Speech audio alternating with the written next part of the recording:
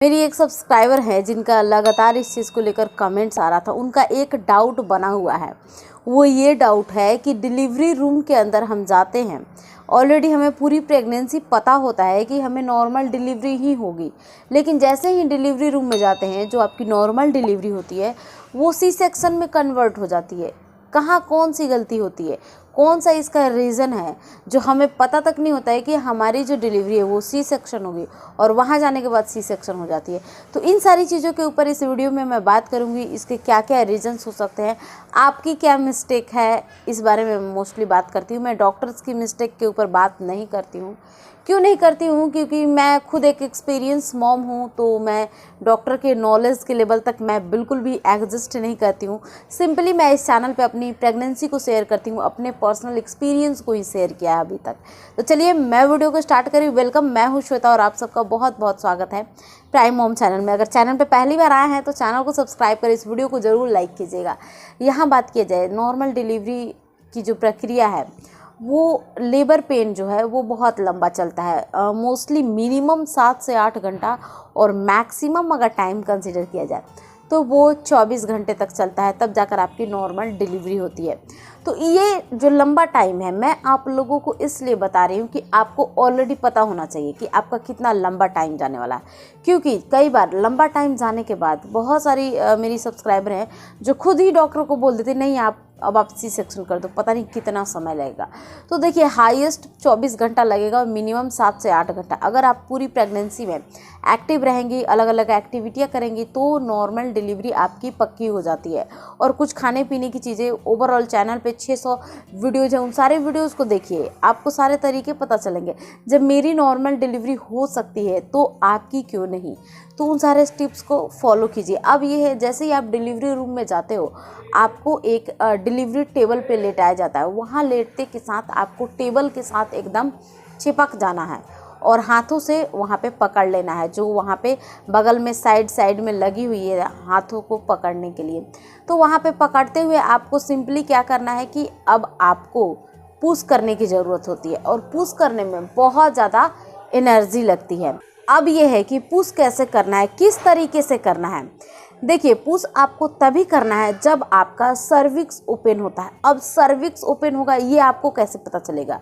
ये आपको आराम से पता चलेगा, क्योंकि उस टाइम इतना ज़्यादा तेज़ दर्द, एक करंट वाला दर्द जब आता है ना, उसी टाइम आपका सर्विक्स ओपन होता है, तो वो आप इजीली आपको पता चलेगा। सेम टाइम दर्द के समय में ही आपको क्या करना है, पुश करने की ज़रूरत होती है। ये सारी चीज़ें आपको डॉक्टर बताएंगे कि आपको पुश कब करना है, जब आपको पेन आता है, जब आपका सर्विक्स ओपन होता है। अब ये है कि सांस लेने का तरीका क्या है। जैसे ही आपको लेबर पेन स्टार्ट हो जाता है ना, अब आपको सांस कैसे लेना, ऐसे नहीं लेना, इस तरीके से सांस लोगे ना तो बच्चा जो पेट में नीचे है ना वो ऊपर चला जाएगा। तो इस केस में आपको क्या करना है कि सांस लेना है, अपने नोज से ऑक्सीजन लीजिए और मुंह से बाहर निकालना है। क्लियर? नोज से ऑक्सीजन लेना है, मुंह से बाहर निकालना है। जैसे ले लिया, मुंह से बाहर निकालना है। मुंह से ही कभी भी आपको सांस को बाहर निकालना है, नाक से बाहर नहीं निकालना है। और कोशिश कीजिए जितना भी प्रेशर हो आपके निचले हिस्से पे जाए, जहाँ पे आप यूरिन पास करती हैं उस एरिया पे ही आपको किसी चीज़ का प्रेशर जाए। आप ऐसे खींचना बिल्कुल भी नहीं। आई थिंक गाइज आपका डाउट ये क्लियर हो गया कि आपको डिलीवरी रूम में करना क्या क्या है। तो यहाँ पे और एक चीज़ मैं कहना चाहूँगी कि अब ये है कि आपको पुश करने के लिए क्यों बोला जाता है, और वो भी बहुत जोर लगा कर। जितनी आपकी एनर्जी, जितना आपने प्रेगनेंसी के ड्यूरेशन में खाया पिया है, मजबूती बनाई है, वो सब कुछ पुश करके वहाँ पे अपनी एनर्जी दिखानी होती है। क्यों? क्योंकि बच्चे का जो सर है वो बाहर तभी आता है जब आप पुश करते हो। कई बार बच्चे का सर उसी एरिया में फंस जाता है। अब वो सर ना तो पीछे जा पाता है ना तो आगे आ पाता है। इस केस में कोई कॉम्प्लिकेशन हो जाती है बच्चे के साथ। इसलिए कई बार आपकी जो नॉर्मल डिलीवरी है ना सी सेक्शन में कन्वर्ट हो जाती है। क्यों? सिर्फ एक गलती और एक रीज़न, वो है आपका पुश करने का तरीका। आप पुश ही नहीं करते हो, आप पूरी एनर्जी नहीं लगाते हो।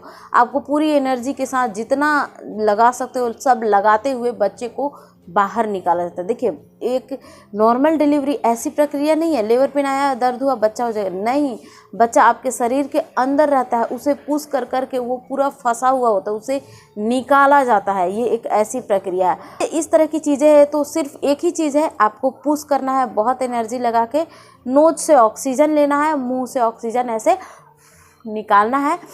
नोज से लेना है सिर्फ ये। और पुश इतने अच्छे तरीके से आप कीजिए कि आपको जल्द से जल्द नॉर्मल डिलीवरी हो जाए। नहीं तो पुश नहीं करती हैं बहुत सारी महिलाएं, तो बच्चे के सर को डॉक्टर अंदर एक बार घुसाते हैं, फिर से अब तो आपका सर्विक्स भी खुला हो गया, आपने पूरे लेबर पेन के दर्द को भी फील कर दिया, फिर भी बच्चे का सर अंदर करके पेट से चीरा लगा के बच्चे को निकाला जाता है। और सी सेक्शन, यही वो टाइम होता है जब आपकी नॉर्मल डिलीवरी सी सेक्शन में कन्वर्ट हो जाती है। तो आप खुद के तरफ गलतियां नहीं करें और अच्छे तरीके से पुश करें, अच्छे तरीके से सांस ले, जैसा मैंने बताया। Thanks for watching. मिलती हूँ मैं आप सबसे अगली वीडियो में, तब तक के लिए bye bye and take care.